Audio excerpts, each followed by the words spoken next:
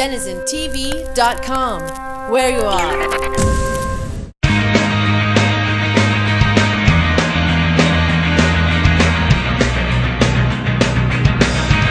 To most people, where their fuel comes is such a mystery. I mean, to most people, the fuel comes from the gas station, and the chain of thought doesn't go beyond that. So my name's Chris Benware.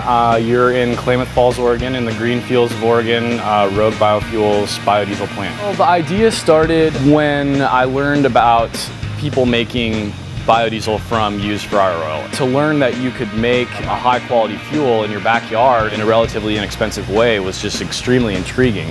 Learned that it could make business sense. That's when I found some partners and we decided to make a go at it. My name is Gabe Rowland and I'm one of the 3 guys that got this started. We saw there was a big opportunity for collecting the used cooking oil in Southern Oregon. Right now we're just over 200 accounts. Lucky enough to have the local Burger King and McDonald's on board. Really appeals to a lot of the restaurant owners to have their fryer oil recycled in a green way. We recycle that into biodiesel fuel and distribute it in those regions as well. We're collecting about 12,000 gallons a month of used cooking oil, and that equates into about 10,000 gallons a month of renewable biodiesel. Our goal is to distribute all that biodiesel at our retail station in Ashland, and it's just a normal commercial fueling pump.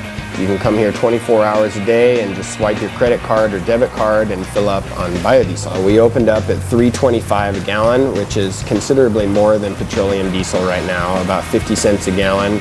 But most of the people that have stopped by have been really willing to pay that premium. They're making a very conscious decision because a portion of that money that they're spending per gallon of fuel is either going into a local restaurant owner's pocket or a local farmer's pocket. What we do is we take all the used cooking oil we collect in real large volumes, 6,000 gallons at a time, over to Klamath, where we dewater it and filter it using geothermal energy. There's just a hot steam coming right out of the ground that we can use. Typically, a biodiesel plant would be powered by a boiler that would use propane or diesel fuel, but we can get all of the same desired effects from the geothermal heat. The water comes out at 190 degrees from our geothermal well. To heat the oil, so it's really done in one of the most environmentally friendly ways you can produce biodiesel. Now we're looking at our biodiesel reactor, and this is a batch process, which means we make 500 gallons at a time and then restart the process. Oil's fed into it, and then there's heat exchange coils on the inside.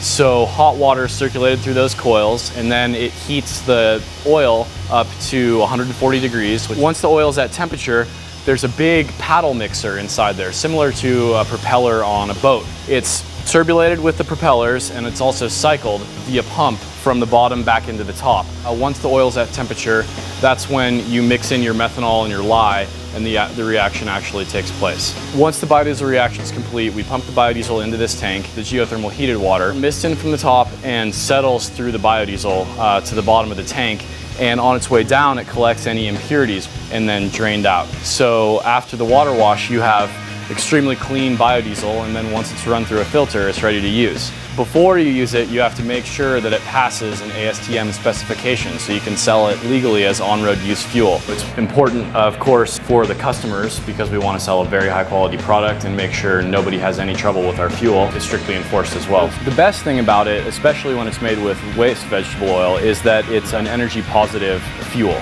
And that means that when, from your energy inputs, you actually gain energy in the fuel when you burn it in a vehicle. And we're trying to come in and do something a little different and use this used cooking oil like a natural resource. It's a closed cycle. Farms are growing this crop, which is taking in CO2 when it's growing, then it gets used as a food product, and then after that a waste product which we reclaim energy from. And so it's a closed loop. We think it's really neat that when you buy a gallon of fuel, of biodiesel, you're directly affecting the local community.